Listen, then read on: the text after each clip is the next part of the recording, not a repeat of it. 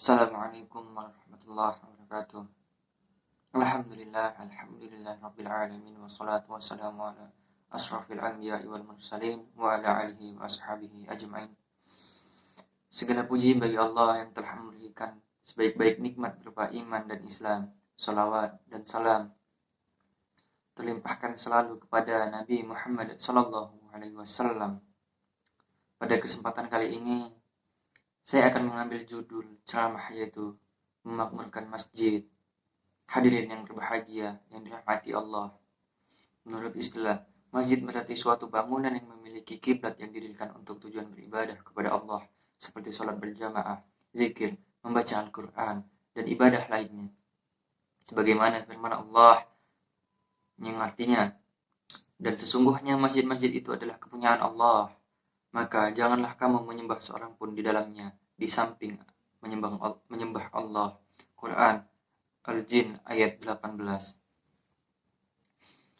Maksudnya adalah masjid adalah kepunyaan Allah. Kita tidak boleh menyembah sesiapapun di dalamnya selain menyembah Allah.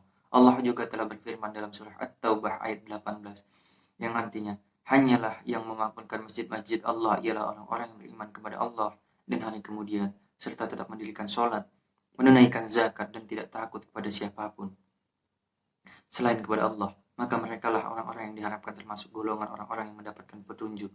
Quran surah At-Taubah ayat 18. Dalam sebuah riwayat dikatakan bahwa Nabi SAW juga menjelaskan dengan sabdanya, jika kamu melihat orang rajin mendatangi masjid, maka persaksikanlah ia sebagai orang yang beriman. Hadis riwayat Ahmad, At-Tirmizi, dan beliau menghasankannya serta yang lainnya. Dari firman Allah dan sabda Rasulullah SAW di atas, dapat kita simpulkan bahwasanya orang yang rajin mendatangi masjid dan memakmurkan masjid, maka ia termasuk orang yang beriman kepada Allah serta hari kemudian. Kita patutnya bersyukur atas keberadaan kita di bangsa yang mayoritasnya muslim. Coba kita lihat saudara-saudara kita yang berada di Amerika Serikat dan Eropa. Mereka sangat sulit apabila ingin melaksanakan sholat berjamaah. Hal inilah yang patut kita syukuri. Di Indonesia sangat banyak masjid tercatat hingga 2011 lalu terdapat 900 masjid. 900.000 masjid di Indonesia. Ini angka yang sangat luar biasa dan fantastis. Namun ini juga termasuk angka yang cukup sedih dan miris. Mengapa demikian? Karena dari sekian banyaknya masjid, namun hanya beberapa masjid saja yang makmur. Lalu kemanakah generasi muda kita? Generasi muda lebih mementingkan hal-hal yang dapat merusak, seperti main biliar, karaoke, dan lain sebagainya. Lalu bagaimana keadaan di masjid? Di masjid hanya terlihat orang-orang tua saja. Itu pun hanya beberapa saja yang sholat di masjid. Sungguh ini sangat menyedihkan bagi kita. Karena generasi muda lebih mementingkan hal-hal lain. Bagaimana cara generasi muda dalam memakmurkan masjid? Apabila kita tidak bisa menjadi imam sholat berjamaah ataupun menjadi penceramah atau khatib, kita bisa memakmurkan masjid dengan cara-cara sebagai berikut. Yang pertama, membersihkannya dengan memberinya wewangian. Hal ini telah diperintahkan oleh Rasulullah Sallallahu Alaihi Wasallam, sebagaimana diceritakan oleh Aisyah. Rasulullah Sallallahu Alaihi Wasallam memerintahkan untuk membangun masjid-masjid di perkampungan-perkampungannya, lalu dibersihkan dan diberi wewangian.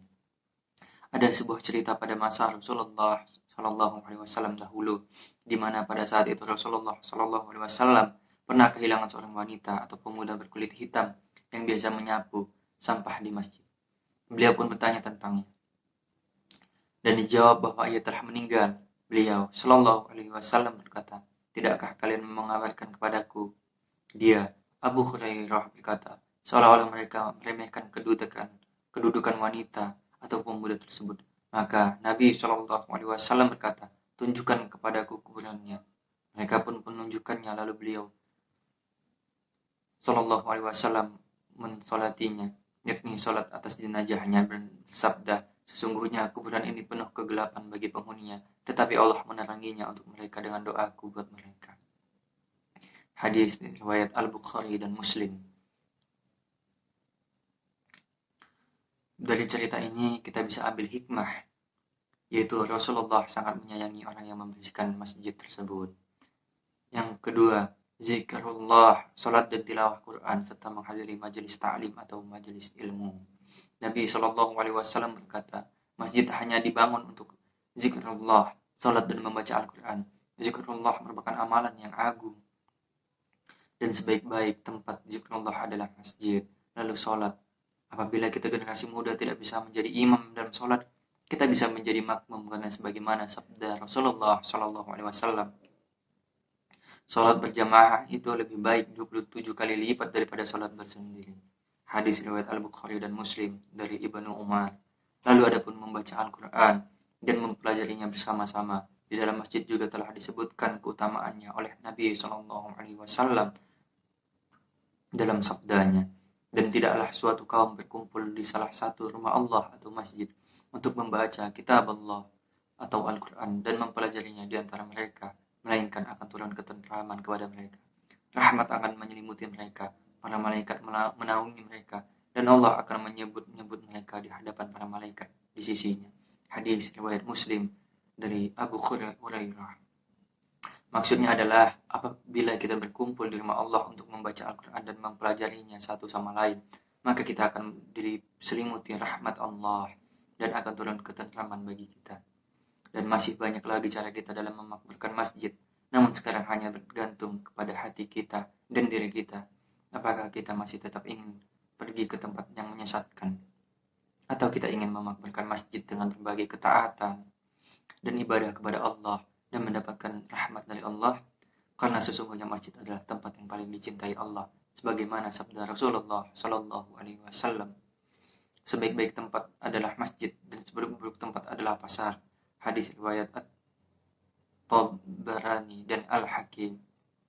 Maka dari itu kita harus bisa menanamkan dalam hati kita agar bisa memakmurkan masjid, karena apabila kita memakmurkan masjid maka banyak keutamaan yang kita dapatkan. Sebagaimana sabda Rasulullah, ada 7 golongan yang akan Allah naungi mereka pada hari tiada naungan selain naungan Allah, yaitu diantaranya, dan seorang yang terikat hatinya dengan masjid ketika ia keluar hingga ia kembali ke masjid. Hadis riwayat Al-Bukhari dan Muslim dari Abu Hurairah. Maksudnya, apabila kita memakmurkan masjid, maka kita akan dinaungi oleh Allah pada saat hari tiada naungan selain naungan Allah Subhanahu wa ta'ala. Semoga ceramah ini bisa bermanfaat bagi kita semua. Semoga kita bisa memakmurkan masjid dengan berbagai ibadah dan ketaatan kepada Allah Subhanahu wa ta'ala. Apabila ada kata-kata yang salah, saya mohon maaf, dan kepada Allah saya mohon ampun. Wabillahi taufiq wal hidayah. Wassalamualaikum warahmatullahi wabarakatuh.